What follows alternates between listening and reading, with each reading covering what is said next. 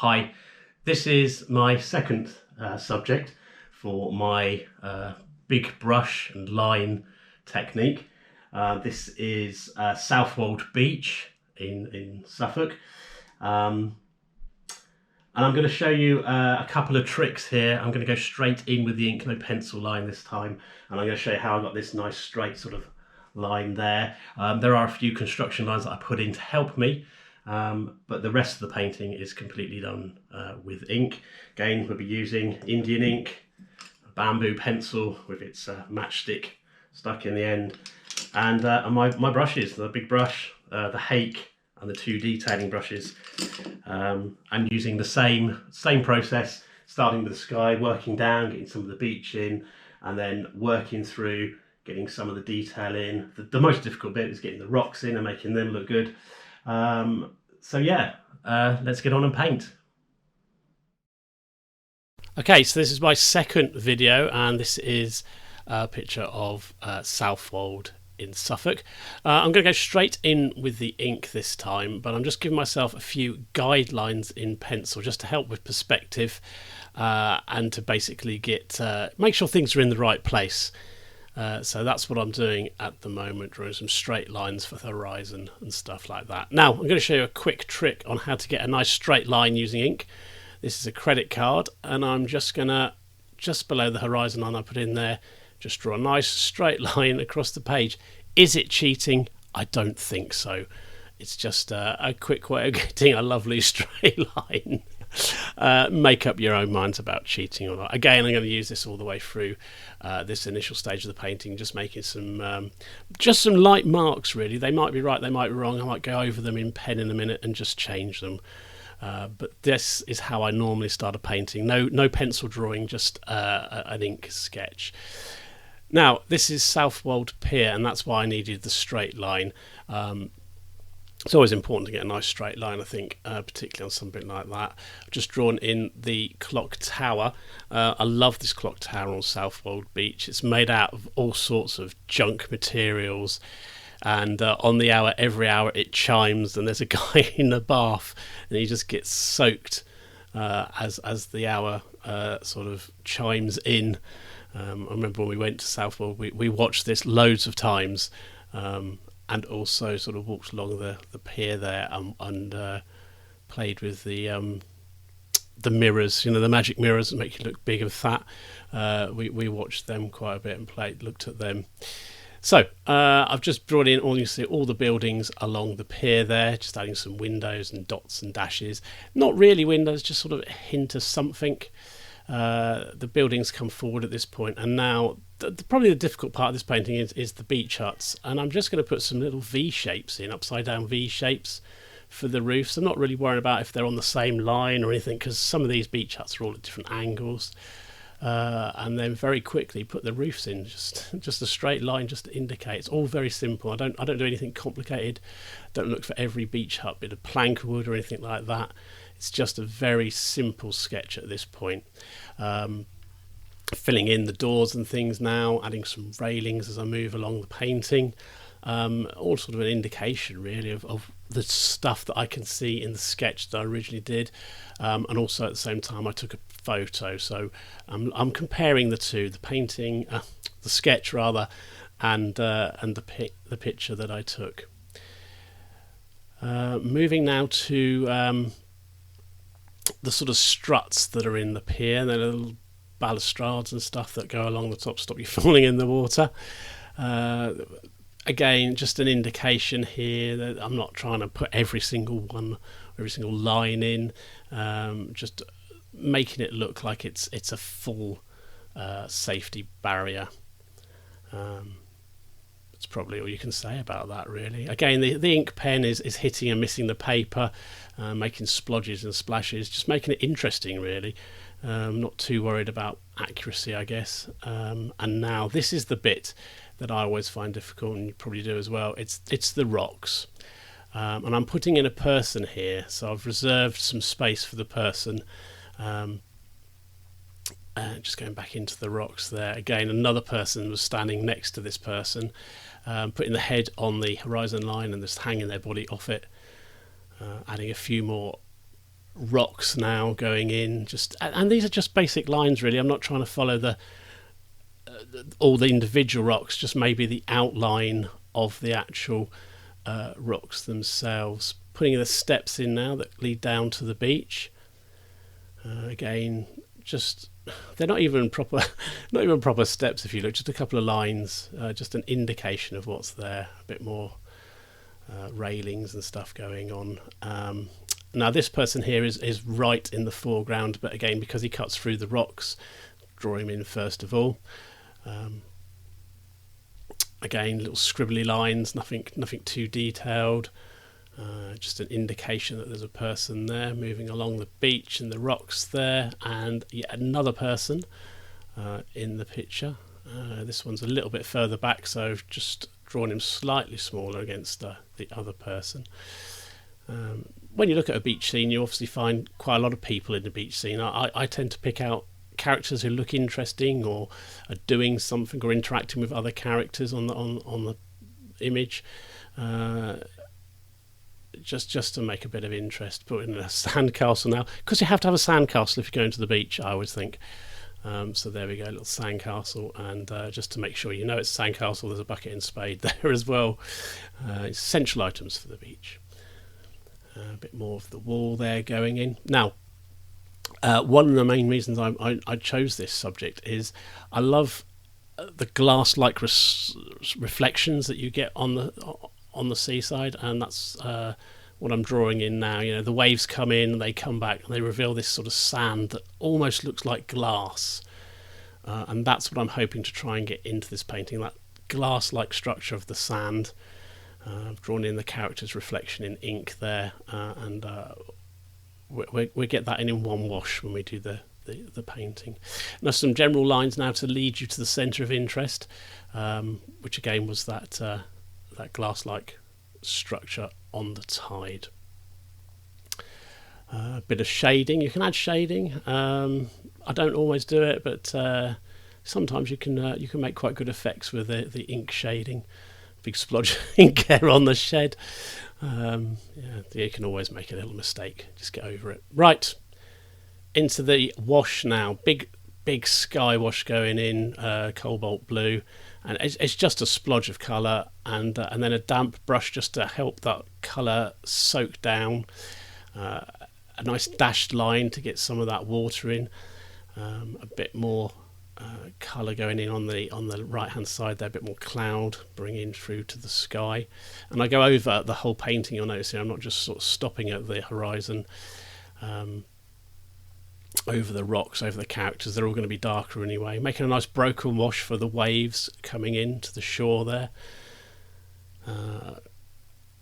and dampening in that wash onto that lovely reflection that I'm going to create for you. And now here's the beach, a nice sort of quinacridone gold, probably a bit of red in that mix there, just to warm it at the beginning. And I'm bringing the sand wash across the blue sea there, where the shadow is, the reflection is going to be. Some more lines just to pull you into the painting is what I'm trying to do in this first wash, just to give some sort of depth to the painting, to put the colour so it draws your eye to the centre of interest. It's difficult to describe, but I just want to I put more colour where I want you to look and less where it's not so interesting, and lines that feed into the painting in the areas where it's not so interesting to break up big washes. I use a lot of blue and yellow in my palette. I just like the contrast of those two colours. Moving into some of the huts and things along the pier now. Again, just very quick strokes, you'll notice, not trying to fill them in any detail, leaving some white, some darker, but tone underneath the pier itself to indicate some sort of reflections going on there, and bringing the tide up into the beach on the other side of the rocks. Adding a little bit of warmth now with some sort of red into the blue mix, and some shadows under the wall that holds the sea back from the rest of the world. good thing to do is to dry your brush out. Don't get it too wet during these initial stages. And that's it really for the first stage. Let it dry. Okay, so now the painting is dry, I can start adding some really big dark washes onto this this image now, going over the previous wash in quite a big way, adding shadows to the eaves of the buildings there, and yeah, just basically trying to give form to some of this this painting now. And I'm just dotting and dashing the brush about where I feel that it needs it sometimes. There's kind of no rhyme or reason sometimes to why I do add colour. The huts now, I'm going to put a blue wash across them because the sun is coming from the right hand side of the painting, and these were all in shadow. You notice I don't always go to the bottom of the shed there. I just kind of leave some bonky lines to indicate some sort of, you know, where the sunshine's hitting bits and pieces. It's not always dark in these areas, leaving some of the doors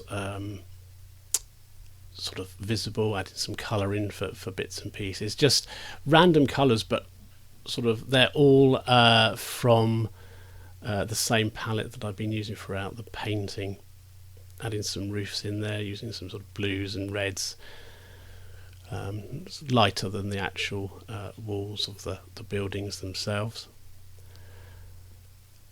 Moving into the wall that holds the sea back, there's a dark colour at the top there with a heavy line, and then sort of sand always gets washed up against these walls, so add some sand colour to the bottom of this wall, and then just some more blue and strike it through and let the colours mix and mingle on the page, make a sort of an interesting look to the painting. And might go over this, make it a bit darker later, adding in the stairs, leaving a little bit of light on the top of each step, and then into the rocks. This is a very dark mix of ultramarine, red, permanent red, and permanent rose, sorry, and quinacridone gold. I'm pulling those rocks through, not painting them as a solid shape, leaving sort of light areas where the sun is catching some of those rocks. The colour from the sea obviously coming through there, which sort of helps it. And as you can see, I've framed all the people now. All the people are light against dark, which brings them out of the painting. Some more little marks there just to add. Bringing that dark colour as well through onto that wall.